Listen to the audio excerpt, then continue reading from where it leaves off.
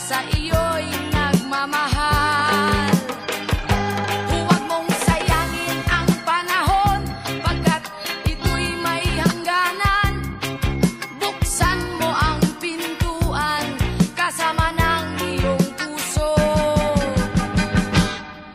Tinangay na ng hangin ang masamang panaginip, kaya't bigyan mo ng puwang ang puso mong nalulumbay.